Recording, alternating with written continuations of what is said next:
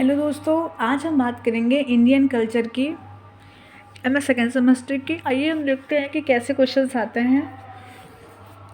जैसा कि मैं आपको पहले भी बता चुकी हूँ कि हमारे जो क्वेश्चन होते हैं वो 10 क्वेश्चन होते हैं, उसमें से हमें सिर्फ 5 क्वेश्चन को करना होता है और पर क्वेश्चन जो होता है वो 14 नंबर का होता है। यानी टोटल नंबर जो होते हैं हमारे वो 70 नंबर के क्वेश्चन हमें उस क्वेश्चन का हमें आंसर करना होता है।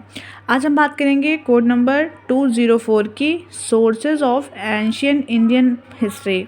मतलब सोर्सेज जो है उनके बारे में हमें लिखना है। ये हमारा हो गया पेपर नेम। अब हम बात करते हैं क्वेश्चन की। तो पहला देखिए, आप इसको थोड़ा पढ़ लीजिएगा अपने हिसाब से।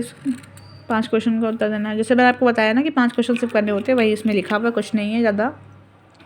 हम बात करते हैं क्वेश्चन नंबर 1 की। Write a short note of Vedic literature as a sources of ancient Indian history. प्राचीन भारतीय इतिहास के स्रोतों के रूप में वैदिक साहित्यों पर टिप्पणी कीजिए। वैदिक साहित्य, देखो इसमें प्राचीन भारत के जो स्रोत हैं उसमें सिर्फ वैदिक साहित्य पर टिप्पणी कीजिए। मतलब वैदिक साहित्य कौन कौन से थे उन पे हमें एक नोट्स लिखना है, टिप्पणी करनी है। नेक्स्ट जो क्वेश्चन आता है वो आता है throw light on the Buddhist literature as a sources of ancient Indian history. प्राचीन भारतीय इतिहास के स्रोतों में बौद्ध साहित्य पर प्रकाश डालिए। मतलब जितने भी बौद्ध साहित्य हुए हैं उन पर हमें प्रकाश डालना है, लिखना है। आपको अगर आप इसके आंसर चाहिए तो आप मुझे कमेंट बॉक्स में मैसेज कीजिए, मैं इसके आंसर आपको प्रोवाइड करवा दूँगी। नेक्स्ट जो क्वेश्चन आता है वो आता है हमारा question number 3। Give an accounts of Jain literature as a source of ancient Indian history. देखिए उसमें पहले मैं पूछा था वैदिक साहित्य, दूसरे में पूछ रहा है बौद्ध साहित्य के बौद्ध जितने साहित्य हैं, तीसरा जो क्वेश्चन आया है वो है जैन साहित्य में। तो ये सब लिटरेचर से आ रहे सोर्सेस बताने में जैन साहित्य कौन कौन से हैं जिनसे हमें जानकारी मिलती है प्राचीन भारत इतिहास की। नेक्स्ट जो क्वेश्चन आता है question number 4। Right a detail notes on Rajatarangini of Kalhana. तो कल्हड़ की राजतरंगिणी पे एक टिप्पणी लिखनी है। मतलब कल्हड़ की राजतरंगिणी जो पुस्तक है उस पर हमें छोटा सा टिप्पणी या शॉर्ट नोट्स लिखना है। छोटा सा क्या, बड़ा सा लिखना है, क्योंकि 14 नंबर है हमारे इसमें। नेक्स्ट क्वेश्चन जो है हमारा वो है throw light on the romantic literature with special reference of Malavikagnimitram of Kalidasa. Kalidasa की रचना मालविकाग्निमित्र के विशेष के रूप में रोमांटिक साहित्य पर प्रकाश डालिए। मतलब जो कालिदास की मालविकाग्नि रचना है उसमें रोमांटिक साहित्य, ये बहुत काफ़ी अच्छी बुक है, मैंने पढ़ी है, बहुत अच्छी है। तो इसमें खाली हमें रोमांटिक साहित्यों पर प्रकाश डालना है। नेक्स्ट जो क्वेश्चन आता है वो आता है हमारा question number 6। Write short notes on writing of Hiuen Tsang. Hiuen Tsang के लेखन पर टिप्पणी कीजिए। ह्यूएनसांग की जो पुस्तक है, ह्यूएनसांग की पुस्तक है, उस पर हमें टिप्पणी करनी है। एक ह्यूएनसांग के लेखन पर, हाँ ह्यूएनसांग के लेखन पर टिप्पणी करनी है।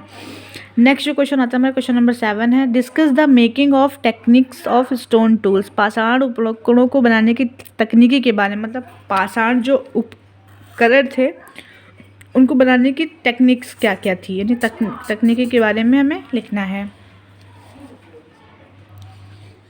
नेक्स्ट जो क्वेश्चन है वो हमारा क्वेश्चन नंबर 8 है। Write a note on poetry as a source of ancient Indian history. प्राचीन भारतीय इतिहास के स्रोतों के रूप में मृत भांडों पर टिप्पणी कीजिए। मतलब हमें जो स्रोत हैं वो मृत भांडों से हमें क्या क्या जानकारी मिलती है प्राचीन भारत के इतिहास में।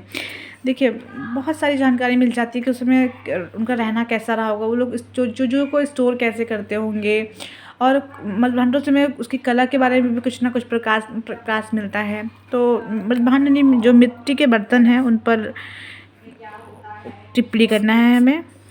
तो ये हम हड़प्पा से इसका ले सकते हैं, हड़प्पा काल से, कि बहुत सारे पॉट्स वगैरह में मिले हैं हड़प्पा काल में। तो उन पर बहुत सारी पेंटिंग्स अच्छी अच्छी की गई हैं जिससे हमें उनके सामाजिक जीवन के बारे में पता चलता है, कला के बारे में पता चलता है। उस पर हमें एक टिप्पणी करनी है।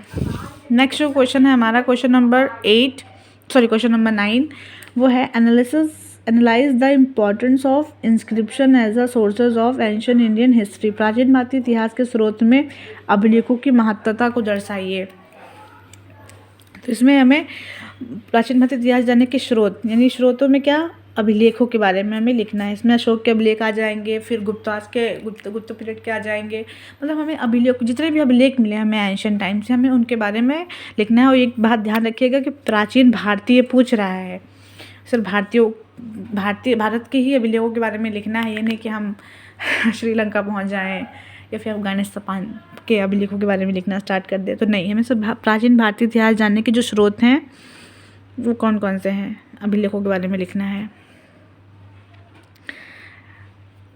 और भी अभिलेख हो सकते हैं, जैसे कि हमें किसी अभिलेख से इंडिया के बारे में जानकारी मिल रही है तो मैं वो भी लिख सकते हैं, अगर आपको कुछ ऐसे पता हो अभिलेखों के नाम। नेक्स्ट जो क्वेश्चन है हमारा वो है question number 10, coin and seals are most reliable source of history, discussion this statement. सिक्के एवं मोहरों, मतलब जो सिक्के और मोहर हैं, क्योंकि देखो सिक्के में बहुत सारे मिले हैं, जितने जैसे कोई हमारा ट्रेड वगैरह होता था तो वो सिक्कों पर ही समझो एक तरीके से निर्भर था।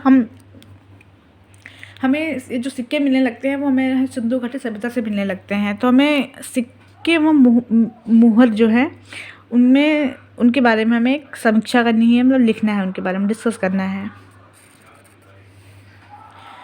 ओके, अगर आपको मेरी वीडियो पसंद आई हो तो प्लीज़ मेरे चैनल को लाइक एंड सब्सक्राइब ज़रूर कीजिए। Thank you so much. जय हिंद, जय भारत।